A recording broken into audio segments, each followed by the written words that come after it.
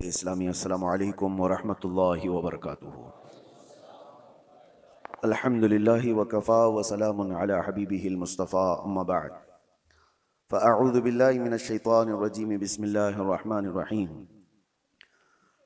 या अय्युहल्लज़ीना आमनू कुतिबा अलैकुमुस सियामु कमा कुतिबा अलल लज़ीना मिन क़ब्लिकुम लअल्लकुम तत्तक़ून। सदक़ल्लाहु मौलाना अज़ीम। बारगाह रिसालत में आप सल्लल्लाहु अलैहि वसल्लम में दुरूद पाक का हदिया पेश करें। अल्लाहुम्मा सल्लि अला सय्यिदिना व मौलाना मुहम्मदिन मअदनिल जूदि वल करम व आलिहि व अस्हाबिहिल किराम व इब्निहिल करीम व बारिक व सल्लिम सलातन दाइमतन सरमदन अबदा। गुज़िश्ता जुमा में मैंने अर्ज़ किया था इसी आयत पर कि अल्लाह ताला फरमाता है तुम पर रोज़े फ़र्ज़ किए गए ए ईमान वालों, जैसे कि पहले वालों पर किए गए थे, ताकि तुम्हें परहेज़गारी मिले, तक़वा तुम्हें हासिल हो। तक़वा हासिल करने के जो ज़रिए हैं उसमें बहुत सारी चीज़ों को छोड़ना है। अल्लाह के नबी सल्लल्लाहु तआला अलैहि वसल्लम से पूछा गया तक़वा क्या है, तो आपने फरमाया कि तक़वा की तफसील इस तौर पर की गई है, कुछ चीज़ें हलाल हैं और कुछ चीज़ें हराम हैं। ये वाज़ेह है, हलाल भी सबको पता है, हराम भी वाज़ेह है, पता है, लेकिन इन दोनों के बीच में कुछ चीज़ें हैं जो मशकूक हैं, जिसके हलाल होने में या हराम होने में लोगों को शक है। तो फरमाया गया इन शक वाली चीज़ों को छोड़ देने का नाम तक़वा है। हराम चीज़ों से बचने का नाम तक़वा नहीं, हराम चीज़ों से बचने का नाम तो मुसलमान है। शराब से बचता है तो परहेजगार है, झूठ से बचता है तो परहेजगार है, नशा से बचता है तो परहेजगार है। नहीं, ये तो बचना उसके लिए फर्ज है। ये हराम चीज़ों से तो बचना ज़रूरी है, लेकिन कुछ ऐसी चीज़ें जो शुबह वाली हैं, पता नहीं कि हलाल है कि हराम है, उन चीज़ों को भी छोड़ देने का नाम तक़वा है। अब हमारे आदतों में से बहुत सारी चीज़ें ऐसी लग गई जिसका एहसास ही नहीं, और वो करते चले जाते हैं और उसके वबाल का अंदाज़ा नहीं हमें है। बसा औकात उसको नॉर्मल समझ करके हम चलते रहते हैं। सबसे बड़ी तबाहियों में हमारे जिस्म से जो होती हैं, ज़ुबान की तबाही है। तक़वा के हासिल करने में मेन रुकावट बन जाती है ज़ुबान। ज़ुबान जितना कुछ करती है उतना दूसरे आज़ा नहीं करते। इसीलिए फरमाया गया कि सुबह उठते ही सारे आज़ा, हमारे जितने जिस्म के पार्ट्स हैं, ये सब ज़ुबान से पनाह मांगते हैं कि तू अगर सलामत रही, खामोश रही, तो हम सब सलामत रहेंगे, और अगर तू बहक गई तो मार हमको भी पड़ती है। ज़ुबान से गाली किसी को दिया, लेकिन कोई ज़ुबान को नहीं मारता, दूसरी जगह पड़ती है। तो ज़ुबान के मुतालिक ये कहा गया कि इसकी तबाहकारियाँ ज़्यादा हैं, और यहीं से बात आती है अब रोज़े की। मैं आपको कहूँ, ज़ाहिरी तौर पर तो ऐसा लगता है कि रोज़ा रखवा करके मुंह की तमाम चीज़ों को बंद कर दिया गया, यानी कोई ग़िज़ा, कोई पानी अंदर ना जाए। जो ज़ुबान जिसके चटखारे लेती है, जिसकी लज्जतें लेती है, जिसको चखती है, उसको रोक दिया गया है कि ज़ुबान के ज़रिए से कोई भी चीज़ अंदर न जाए। इसको खामोश रखना है, सुबह से लेकर शाम तक खाने पीने की कोई चीज़ इससे ना गुजारो। तो ज़ाहिरी तौर पर तो ये लगता है कि खाने पीने की चीज़ों से इसको रोक दिया गया, तो और आप रुक भी जाते हैं, बहुत अच्छा है। और खाने पीने की शहवतों से ज़ुबान को रोक तो दिया, लेकिन उसके बाद ये कुछ दूसरी शहवतों की तरफ चली जाती है। ज़ुबान से बेहयाई की बातें करना, गाली देना, गीबत करना, चुगली करना, अगर इससे वो ना बच पाई तो फिर खाने पीने वाली चीज़ों से बचने का कोई मतलब नहीं रह जाता। ज़ुबान की दो गलाजतें हैं, एक वो खाने पीने की हराम लज्जतों की तरफ से अगर उसको दी जाए तो एक खराबी वो है, और दूसरी वो है कि इस ज़ुबान से लोगों को ज़ख्मी किया गया है, तो वो बड़ी गलाजत है। उससे अगर नहीं बच पाता आदमी तो खाने पीने से अपने आप को बचा करके क्या फ़ायदा, क्या है।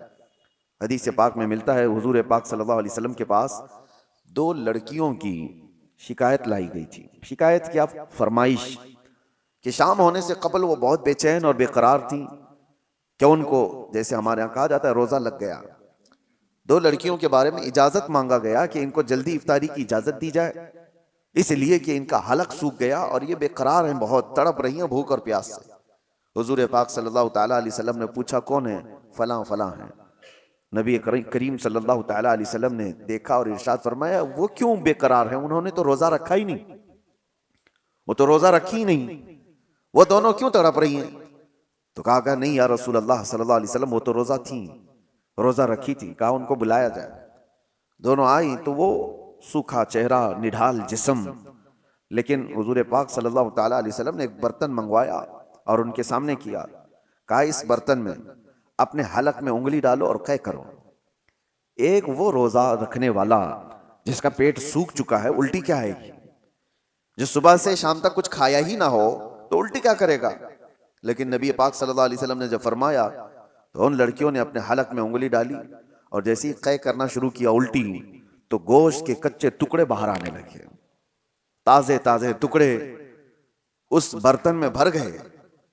तो उन लड़कियों ने देख करके वावेला मचाया कि हमने तो गोश्त खाया भी नहीं था, ये आया कहां से? हुजूर पाक सल्लल्लाहु ताला अलैहि वसल्लम ने फरमाया, क्या फला जगह पर बैठकर तुम मोमिना औरतों की गीबत नहीं कर रही थी, उनकी बुराइयां नहीं कर रही थी? और अल्लाह ताला ने कुरान पाक में फरमाया, अयुइबु अहदुकुम अन याकुल लहम अखीहि मैता, जो अपने भाई की गीबत करता है, क्या वो इस बात को पसंद करता है कि अपने मरे हुए भाई का गोश्त खाए? ये आम सी बला हो गई है जिसको हम हल्के में लेते हैं, आम सी बला है। खास तौर पर औरतों में भी महफिलें सजती हैं बाज़ाब्ता, अगर उनका थोड़ा सा खाली वक्त मिल गया तो उस खाली वक्त को वो सारी गीबतों के नजर कर देती हैं। फला बगल के औरतों का क्या हाल है, फला रिश्तेदार औरतों का क्या हाल है, सास का क्या हाल है, बहू का क्या हाल है, ननद का क्या हाल है। ये तमाम चीजों की गीबतों के दरमियान उनकी पूरी महफिलें खत्म हो जाती हैं।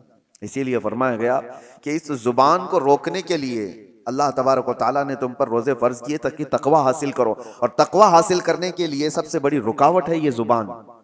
सैयदना अबू बकर सिद्दीक रदी अल्लाह तआला पूरे दिन भर उनसे कोई दो जुमले सुन लेता तो बड़ी बात होती, और आप अपने मुंह के अंदर कभी कभी कंकरियां रख लेते थे। कोई कुछ पूछता तो मुंह की तरफ इशारा फरमाते कि मुंह में कुछ है। तो बात ज्यादा ना करने के लिए आप, हालांकि कौन सी गलत बात करने वाले थे, वो रसूलुल्लाह सल्लल्लाहु ताला अलैहि वसल्लम के जानशीन हैं, उसके बावजूद अपनी जुबान को बचाने के लिए पूरा पूरा दिन अपने मुंह को बंद रखते। और हकीमों ने यही फरमाया, जो खामोश रहता है उसकी इज्जत बढ़ा दी जाती है। मन सकत नजा, जो खामोश रहा वो नजात पा गया। और अक्सर ऐसा होता भी है कि मेरे आका सल्लल्लाहु ताला अलैहि वसल्लम ने जुबान को पकड़ करके भी फरमाया था, मैं यदमनु बैन लिहयही वमन व बैन सुदग़, मैं यदमनु बैन लिहयही व बैन सुदग़ैही अदमन लहुल जन्नह। हुजूर फरमाते हैं, दो रानों के बीच में जो तुम्हारा हिस्सा है शर्मगाह, और दो जबड़ों के बीच में जो तुम्हारी ये जुबान है, ये दो चीजों की हिफाजत की जिम्मेदारी ले लो। हुजूर फरमाते हैं, मैं तुम्हारे जन्नत में जाने की जमानत देता हूं। दो चीजों की हिफाजत, और ये दो चीजों को आप सोचें कंपैरिजन किससे है? शर्मगाह, आदमी की शर्मगाह, जो जिससे आदमी बहुत बड़े भयानक गुनाह कर सकता है, जिना का तक इर्तिकाब शर्मगाह से होता है, और उसके साथ जिस दूसरे पार्ट को जोड़ा गया वो जुबान है। यानी जितने खतरनाक गुनाह शर्मगाह से होते हैं, उसी अंदाज से गुनाह तुम्हारी जुबान से भी होते हैं। एक बात मैं आपको बताऊं, शर्मगाह जिना कर सकती है, गलतकारियां कर सकती हैं, लेकिन शर्मगाह कुफ्र नहीं करती। कुफ्र जो है जुबान करती है, कुफ्र जो है वो जुबान करती है, शिर्क जुबान करती है, शर्मगाह नहीं करती।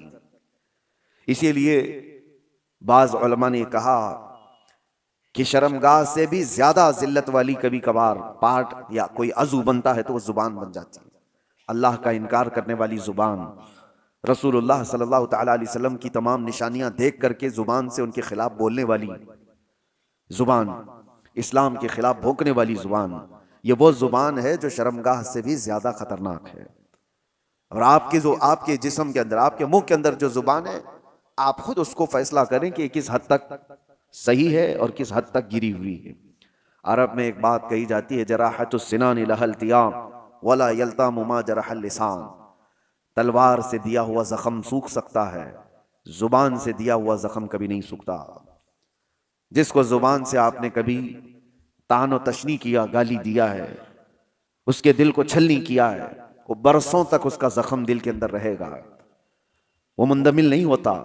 चाकू से काटा हुआ जख्म थोड़े दिनों के बाद सही हो जाता है। इसीलिए कहा गया कि जुबान की अपनी हिफाजत करो। रोजा उसके लिए सबसे बेहतरीन रिहर्सल था। रोजे में इसीलिए हमारी जुबान को रोका गया। अब दो चीजों की तरफ मैं आपको इशारा करता हूं। इस जुबान की दो शहवत है। शहवत क्या है? बुराइयों की ख्वाहिश। इसकी दो शहवतें हैं। एक खाने पीने की शहवत जुबान के अंदर है, यानी इसको जो चटखारे लगे हैं ना, जो लज्जतें लगी हैं, उससे कम पर ये राजी नहीं होती। जो तुमने लजीज चीजों की इसको आदत डाली, उससे कम पर यह राजी नहीं होती। यही तो बात है कि बच्चे आज घर में कुछ सब्जी बना दो, देखो फिर कैसे बवाल करते हैं। ये क्या है? खाना है कोई? निकल गए। क्योंकि जुबान को उन्होंने किसी लज्जत की आदी बना दिया। उनको बगैर वो चीज के मिले हुए, उससे भी बढ़ करके जो लोग शराब की लज्जत इसको दे चुके हैं, वो उससे कम पर भी राजी नहीं होती। क्यों नहीं छूटती शराब लोगों की? इसलिए कि जुबान की शहवत है। और ये जुबान की शहवत पर जब बंदा कंट्रोल नहीं करता, तो वक्त ऐसा आ जाता है कि फिर वो हराम भी नहीं देखती, हलाल भी नहीं देखती। यही तो बात है। लोग आज जिस तरह से बाहर खा रहे हैं, जो मिले वो सब खा रहे हैं। उनको नॉनवेज चाहिए, तो ये देखना भी नहीं है कि हलाल है कि हराम है, बस जुबान को उसकी लज्जत चाहिए। आज तो इतना कॉमन हो गया। मैंने इससे कबल शायद आपके दरमियान ही बयान किया या तफसीर में अर्ज किया था कि रिज्क की कितनी ज्यादा अहमियत इस्लाम में दी गई है, कि तुम्हें अल्लाह ने पाक चीजों पर रखा है। इसलिए कि रिज्क जब खराब जिस्म के अंदर जाता है, तो सिर्फ तुम्हारे अमाल खराब नहीं होते, तुम्हारी नस्ल भी खराब होती है। सिर्फ तुम्हारे अमाल तक नहीं रहता, तुम्हारी नस्ल तक भी जाता है। तो ये आज जो दौर है, पूरी दुनिया तुमको हराम परोसने के पीछे लगी हुई है। अरे खिंजीर का गोश्त तक परोस दिया जाता है। और लोग, अब वो तहकीक वाले लोग नहीं रह गए, जो मिल गया वो खा लिए। पहले तो ये होता था कि हम अपनी नॉनवेज चीजें, गोश्त वगैरह की चीजें कहीं भी चलते फिरते नहीं ले लेते थे। मुतय्यन जगह से, जहां से हमें यकीन हो कि अल्लाह के नाम पर ज़बह किया हुआ हो, तो वो हम खा लेते। लेकिन आज उसका एहतमाम लोगों ने बंद कर रखा है। और अब हमारे यहाँ तो हलाल सर्टिफिकेट पर तो वैसी भी पाबंदी लगा दी जा रही है। और जो लोग देते थे उनका भी कोई भरोसा नहीं था कि ये हलाल किस तरफ से कहा जा रहा है। मैंने सुना घर बैठे लोग अब नई नई कंपनियों से ऑर्डर कर देते हैं। याद रखना, उनके हलाल होने का कोई यकीन नहीं। घर बैठे लोग आसानी के लिए 5 मिनट में, 10 मिनट में डिलीवरी बॉय आएगा और दे करके चला जाएगा। मार्केट में मिलने वाली फ्रोजन चीजें जो रेडीमेड होती हैं, उठा करके लाया और उसको फ्राई किया और खिलाया, खुद भी खाया और बच्चों को भी खिलाया। जबकि वो हराम अगर हो तो मेरे अजीजों, आपने पूरे घर को तबाह बर्बाद किया है। अपनी औलाद को हराम खिलाया। आप कमाने में तो बहुत हराम हलाल देख करके कमा रहे थे कि किसी को झूठ बोलकर नहीं कमाऊं, धोखा देकर ना कमाऊं, कोई हराम रोजी घर पे आने ना दूं। तुम्हारे पास हलाल पैसे थे, लेकिन हलाल पैसों से खरीदा हराम रोजी। तो ये कहां आकर के गिर गए? ये सब की सब चीजें हैं, ये जुबान की लज्जतें हैं जो बंदे को ये सब करा देती हैं।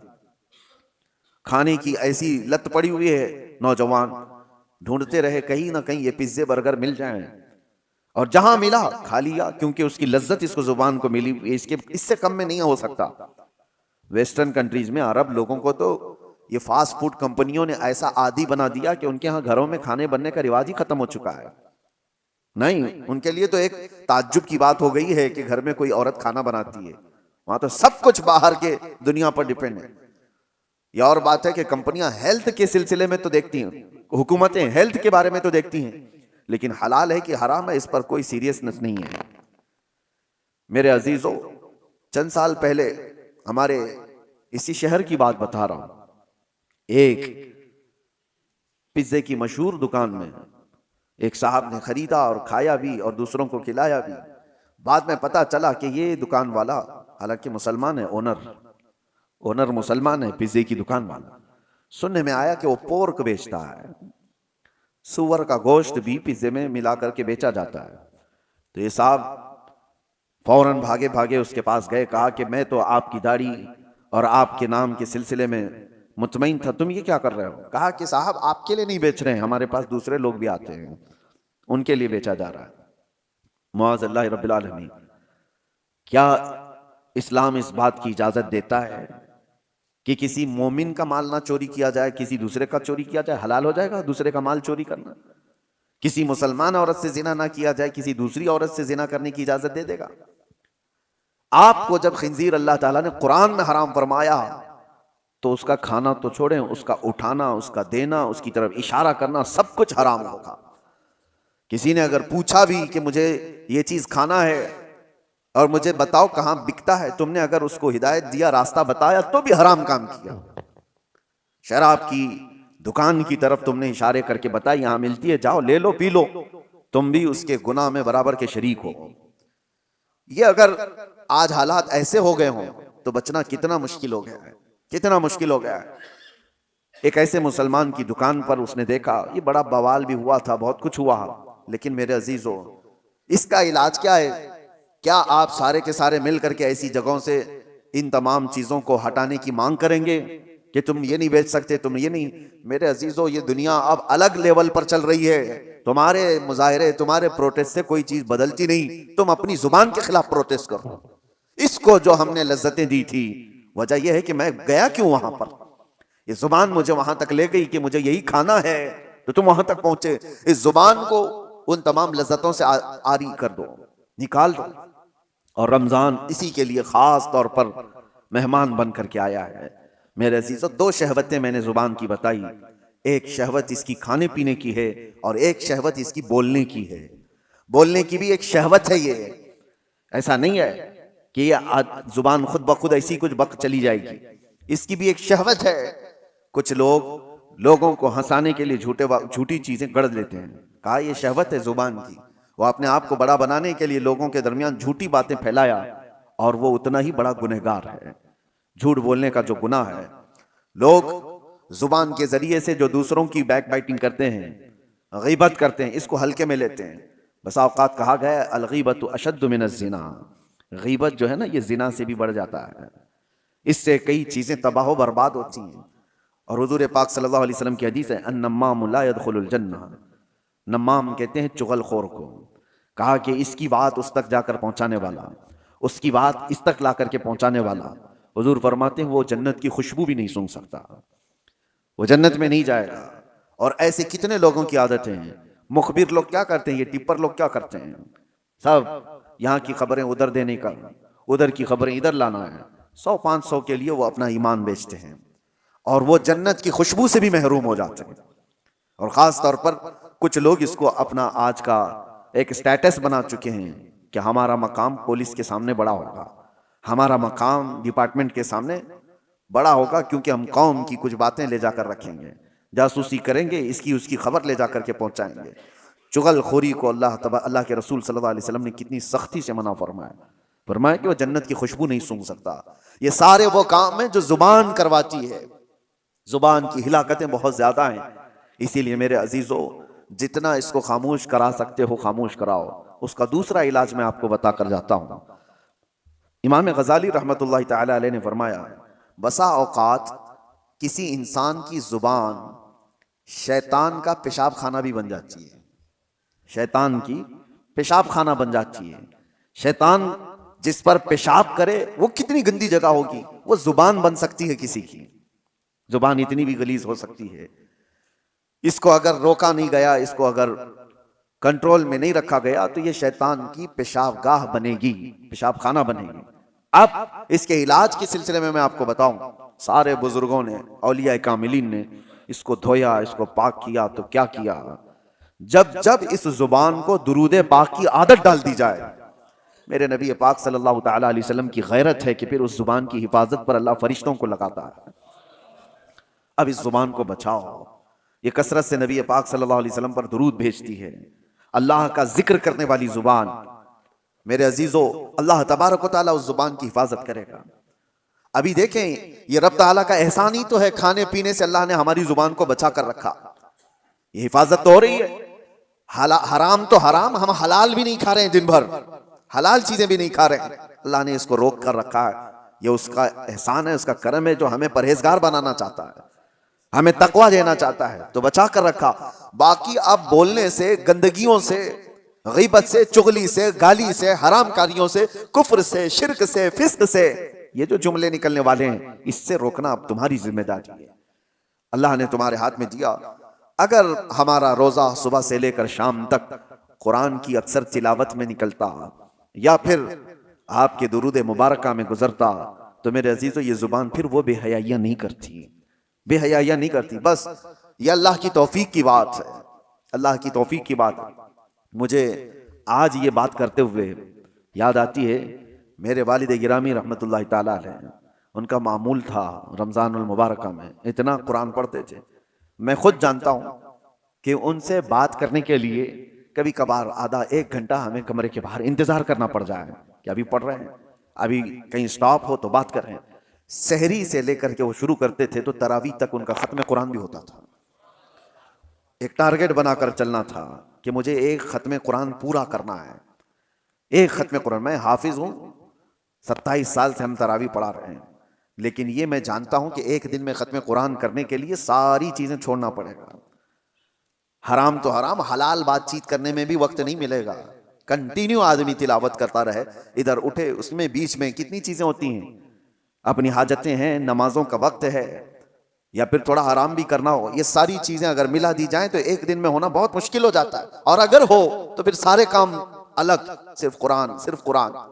लेकिन आज उनकी बात याद आती, अल्लाह उनकी तुरबत पर अब्र रहमत नाजिल फरमाए कि ये बताने की कोशिश भी की थी कि जितनी देर तुम अल्लाह के कलाम पढ़ने में मसरूफ रहोगे, और हदीस पाक ये भी है कि अगर कोई ये पूछता है कि क्या हम कुरान ही पढ़ते रहें, क्या हम सिर्फ दरूदी पढ़ते रहें, और भी तो काम है, दुआ वगैरह करना है किसी के लिए, फरमाएगा जो बंदा तिलावत कुरान में मसरूफ रहा, दुआ करने का वक्त नहीं मिला, तो पूरी कायनात में जो दुआ की जा रही है अल्लाह उसे वो भी अता करेगा। उसे दुआ करने का वक्त नहीं मिला तो अल्लाह ताला उसको वो सब अता करेगा जो उसके कल्ब में है, उसके दिल में है, मांगना चाहता था। क्यों नहीं मांग सका? क्यों वक्त नहीं मिला उसे, तिलावत कलाम में था। इसी तरह हदीस मुबारका की भी मुतालिक बुजुर्गों ने फरमाया जो कसरत से दुरूद पढ़ता रहा तो अलग से कोई और दुआ करने की हाजत नहीं। उसको बीमारियों के लिए, अपने कर्ज से नजात के लिए, किसी की परेशानी के लिए दुआ करना जरूरी है। लेकिन अगर दुआ करने का वक्त नहीं मिला, कसरत से मेरे आका की बारगाह में दुरूद पढ़ने में मसरूफ रहा, तो वो दुरूद ही उसकी सारी दुआओं के लिए काफी हो जाएगा। मेरे अजीजों, अपनी जुबान को बिजी रखने का यह सबसे बेहतरीन तरीका था। और जब जुबान कुरान की तिलावत में या रसूल करीम सल्लल्लाहु अलैहि वसल्लम पर दुरूद पढ़ते हुए मसरूफ हो जाती है, तो एक तो इसकी लज्जतों से हमने इसको बचा तो दिया, उन हराम कारियों से बचा तो दिया, जो इसकी शहवत थी उसको रोक तो दिया, लेकिन उसका नतीजा यह भी निकलता है कि इस जुबान में अल्लाह ताला कमाल की तासीर अता फरमाता है, असर अता करता है। जब तुम किसी को एक जुमला कहोगे, दूसरों के 70 जुमलों से ज्यादा भारी लगता है। ये जुबान का असर होता है कि किसी के यहां घंटों कोई चीज कही जा रही हो, वो असर नहीं करता, लेकिन तासीर वाले की जुबान से एक जुमला निकले, वो असर कर जाता है। आखिरी बात, सरकार सैयदना गौसे आजम अब्दुल कादिर जिलानी रदी अल्लाह ताला जब बयान करते थे तो 70,000 से कम का मजमा नहीं होता था, और मजमा ऐसा कि आपका बयान खत्म होने से पहले कितने तो बेहोश हो जाते, कपड़े फाड़ लेते, कई मर्तबा तो जनाजे उठाए जाते। लोगों की रूह निकल गई। किस वजह से? रिक्कत ऐसी तारी हुई, खौफे खुदा ऐसा तारी हो गया। गौसे पाक के बयान का असर था। एक बार आपने अपने बड़े साहबजादे हजरत अब्दुल जब्बार से कहा कि आज तुम बयान करो, हम बैठते हैं। वो बयान करते रहे, काफी देर तक इसी तरह सन्नाटा रहा। वो उतर आए, कहा कि अब्बा जान, वो मजमे के अंदर दमखम नहीं दिखता जब आप बयान करते हैं, आप बयान फरमाएं। सुल्तानुल औलिया गौसे आजम अब्दुल कादिर जिलानी रज़ियल्लाहु ताला अन्हु मिंबर पर चढ़े और चढ़ते ही लोगों से खिताब किया। बस आप देखें खिताब में क्या कहा था। कहते हैं गौसे पाक, ऐ लोगों, आज मेरे घर में एक अजीब हादसा हुआ। अब्दुल जब्बार की माँ यानी मेरी बीवी मेरे लिए दही जमा कर रखी थी एक मट्टी की हांडी में। गर्मियों के दिन थे, मेरी भी खाने की ख्वाहिश थी। मैं भी थका हारा घर पहुंचा था और मेरी बीवी कई दिन से उस दही को जमा कर रखी थी, लेकिन अभी करीब था कि मैं खाने के लिए बैठूं, एक बिल्ला आया घर में और पंजा मार दिया, और उस हांडी को ऐसा पंजा मारा कि हांडी फूट गई और दही पूरा बह गया, और वो बिल्ला उस पर चाट करके चला गया। ना मैं खा सका, ना मेरी बीवी खा सकी। इतना कहना था गौसे पाक का, लोग धाड़े मारकर रोने लग गए और आहवजारी करने लग गए, बहुत रोने लग गए।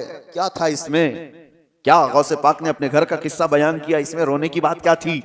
अरे दही गिर गया, मटका फूट गया, इसमें क्या रोने की बात थी? मेरे अजीजों, वो अहले दिल लोग थे, और गौसे पाक की जुबान से निकलने वाले जुमले ये घर के किस्से नहीं सुनाए जा रहे थे, बल्कि गौसे पाक उनको इशारे में ये बता रहे थे कि इंसान की जिंदगी ऐसी होती है, माल जमा करता है, जमा करता है, जमा करता है, जब खाने का वक्त आता है तो मलकुल मौत रूह निकाल लेता है, मलकुल मौत उसकी रूह निकाल लेता है, और खाना वैसे उसका जमा किया हुआ सब पड़ा रह जाता है, जैसे मेरे घर में मेरा दही पड़ा रह गया, हम खा ना सके। ये गौसे पाक आखिरत की बात याद दिला रहे थे, और लोग धाड़े मारकर रो रहे थे। ये तो बात हुई मेरे अजीजों उन लोगों के मजमे की, लेकिन साथ में मैं आपको एक बात ये भी बताऊं, वजह यह है कि जिस जुबान से ये जुमले निकल रहे थे वो सुल्तानुल औलिया की जुबान है। जुबान का असर होता है, जुबान का असर होता है। मिसाल के तौर पर मैं आपको बताऊं, बंदूक की गोली बहुत असर करती है, बहुत असर करती है। बंदूक में रख करके अगर मार दिया गया तो हो सकता है किसी की मौत हो जाए, लेकिन वही 50 ग्राम की गोली अपने हाथ में लेकर किसी को मारो, ज्यादा से ज्यादा थोड़ी सी चोट आएगी, क्या वो असर करेगी? हाथ से आप मार रहे हो किसी को गोली लेकर के, ऐसी फेंक दिया जैसे कंकर या पत्थर को फेंकते हैं, किसी को कुछ करेगी? ज्यादा से ज्यादा जो उसका वजन है उतना चोट पहुंचाएगी, कुछ नहीं होगा। गोली वही है, बारूद वही है, लेकिन वही बंदूक की नाली में रख करके मारो तो आदमी की जान चली जाए। ये बात आपको इसलिए मैं बता रहा हूं कि जुबान का असर होता है। बात यही है कि आम वो बंदा जिसने जुबान को बेहयाई में रखा है, उसकी उन बातों का वो असर नहीं होता।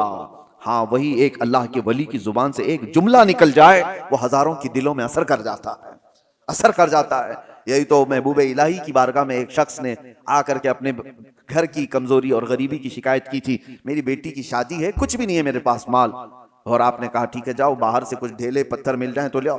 3 ढेले ले आया, छोटे छोटे से। आपने 3 बार कुल हुवल्लाहु अहद पढ़ा, दम कर दिया, कहा ले जाइए। बाहर जाकर देखता है तो वो सोना बना हुआ। कहा इसको बेच ले और अपने घर की जो गुर्बत है उसको दूर कर, अपनी बेटी की शादी कर ले। जाहिर सी बात है, वो तो 3 टुकड़े सोने के ले गया, कंकरियां जो भी थी, शादी हो गई सारी चीजें, लेकिन फार्मूला तो हाथ में मिला था। मट्टी को, ढेले को सोना कैसे बनाया जाता है उसने तो सामने खड़े खड़े देखा था, और उसके बाद घर में बहुत बड़े बड़े ढेले जमा कर लिया, बड़े बड़े पत्थर ला करके बैठा, और उसके बाद वही कुल हुवल्लाहु अहद पढ़ना शुरू किया। 3 बार पढ़ा, फूक मारा, 3 बार पढ़ा, फूक मारा, वो ढेला ढेला ही, वो पत्थर वैसा ही। उसने सोचा फिर क्या पढ़ा था उन्होंने, 1000 बार पढ़ लिया, वो कुछ नहीं बदला। दूसरे दिन वो आया, महबूब इलाही से पूछा कि आपने उस दिन मुझे जो ढेले को सोना बना के दिया, क्या पढ़ के दिया था? कहा कुल हुवल्लाहु अहद का सूरा 3 बार। कहा मैं तो 1000 बार पढ़ा, वो ढेले बदल ही नहीं रहे। तब आपने फरमाया तू जिस जुबान से पढ़ रहा है वो और है, मैं जिस जुबान से पढ़ रहा हूं वो और है। जुबान का असर होता है मेरे अजीजों। इस जुबान को जब लज्जतों से बंदा बचा लेता है, अल्लाह उस जुबान में वो असर अता करता है कि जब बंदा फिर किसी को कहे तो दिल में पार हो जाए, और जब बंदा अल्लाह की बारगाह में भी अर्ज करे तो अल्लाह उसकी जुबान की भी लाज रखता है, उसकी जुबान को बेवजन होने नहीं देता। बस अब ये रमजान सबसे बेहतरीन मौसम है, इस जुबान को पाक कर लो खाने पीने की लज्जतों से भी और बेहयाइयों की भी लज्जतों से। जब ये जुबान पाक हो जाए तो अपने इस जुबान को आदत डाल लो मेरे मुस्तफ़ा करीम की बारगाह में कसरत से दुरूद भेजने की। और एक बात मैं बताकर रुखसत होता हूँ, हजरत सैयदना सुलेमान जज़ूली रहमतुल्लाह तआला अलैह बहुत पाए के बुजुर्ग हैं, जिन्होंने दलाइलुल खैरात शरीफ लिखी है। दलाइलुल खैरात दुरूदों के मजमुए का एक ऐसा हिस्सा पूरी दुनिया में आज मशहूर है, जितने दुरूद थे सबको उन्होंने जमा किया। और दलाइलुल खैरात पढ़ पढ़ करके कितने वो लोग हैं जिनको अल्लाह ने विलायत अता फरमाई, अल्लाह के वली बन गए। उसको लिखने वाले सुलेमान जज़ूली, क्यों लिखा उन्होंने वो बताते हैं। एक बार सफर में थे और रास्ते में शाम हो गई, असर हमने नहीं पड़ी थी, करीब देखा तो एक कुआं था, कुएं से पानी निकालने की कोई चीज है नहीं, और हमें वजू करना है, और असर का वक्त जा रहा है, सूरज डूबने को है। देखा एक छोटी सी बच्ची करीब में आ रही थी, तो इन्होंने सोचा घर वगैरह होगा इसका, जल्दी से उस बच्ची को बुलाया, 10-11 साल की बच्ची। उससे कहा बेटी कोई पानी निकालने के लिए कुएं से चीज तुम्हारे यहां से मिल जाए तो ले आओ, ताकि हम पानी निकालें और वजू करें, नमाज पढ़ें। उस बच्ची ने कहा अच्छा इतना ही करना है आपको। तो वो करीब आई, कुछ पढ़ा और कुएं में थूक देती। जैसे ही उसका कुएं में थूकना था कि पानी जोश मारता हुआ ऊपर आ गया। कुएं का पानी ऊपर आया, सुलेमान जज़ूली कहते हैं हमने वजू कर लिया, देखा कि इस लड़की की करामत, और उससे हमने कहा अल्लाह की कसम देता हूं बेटी रुक जाना, नमाज पढ़ लेने दे, हमारी असर कज़ा ना हो जाए। असर की नमाज पढ़ने के बाद उस बच्ची से आप पूछते हैं बता तो सही क्या पढ़ करके तूने इस कुएं को इस तरह का हुक्म दिया। उसने, उस लड़की ने कहा कुछ भी नहीं, एक बार दुरूद पढ़ा था, एक बार दुरूद पढ़ा था। कहा एक बार दुरूद पढ़ा और कुएं का पानी जोश मारकर बाहर आया। उस बच्ची ने कहा बात दर हकीकत यह है कि मेरे वालिद ने हमें तरबियत ऐसी की, कभी हमने अपनी जुबान पर हराम ग़िज़ा को लगने नहीं दिया और कभी हराम जुमला जुबान से निकाला नहीं। फिर दुरूद पाक पढ़ा तो अल्लाह ने उसमें यह असर अता फरमाया। उसके बाद आपने पूरे दुरूदों का मजमुआ लिखा था। इसलिए मेरे अजीजों, जुबान को बचाओ, इसकी हिलाकतें बहुत बड़ी हैं। जब ये हिलाक करती है आदमी को तो काफिर बनाकर छोड़ती है। यही जुबान के जुमले हैं जो इंसान को इस्लाम से खारिज कर देते हैं, ईमान से। ये गाने गाते थे नौजवान, इनको लगता है इंटरटेनमेंट है, उसमें कितने ऐसे अशार हैं, पढ़ते ही आदमी काफिर हो जाता है। खुदा के खिलाफ गानों के जरिए से तुम्हारी जुबान पर लगा दिए गए कि बंदा वो गुनगुना रहा है और काफिर हो गया। कौन काफिर बनाया? तुम्हारी जुबान। कयामत के दिन ये जहन्नम में लेकर के अगर गई तो फिर आप पछताने के अलावा कुछ नहीं होगा। अल्लाह तबारक व तआला जुबान की हिलाकतों से हमारी हिफाजत फरमाए। रब तबारक व तआला जुबान की लज्जतों से हमारी हिफाजत फरमाए, इसकी शहवतों से अल्लाह हमारी हिफाजत फरमाए। रब करीम हमें तकवा और परहेजगारी अता फरमा। इस रमजानुल मुबारक को मौला हमारी इस्लाह का जरिया बना दे, हमारे घरों की बेबरकती को खत्म फरमा दे। मौला करीम हमारे दिलों में इश्क़ मुस्तफ़ा अता कर, हमारी आंखों में तेरे हबीब पाक के चेहरे जमाले जहां आरा की देखने की तड़प अता फरमा। व सल्लल्लाहु तआला अला खैरि खल्क़िही मुहम्मद व आलिहि व सहबिही अजमईन व आखिरु दावाना अनिल हम्दुलिल्लाहि रब्बिल आलमीन।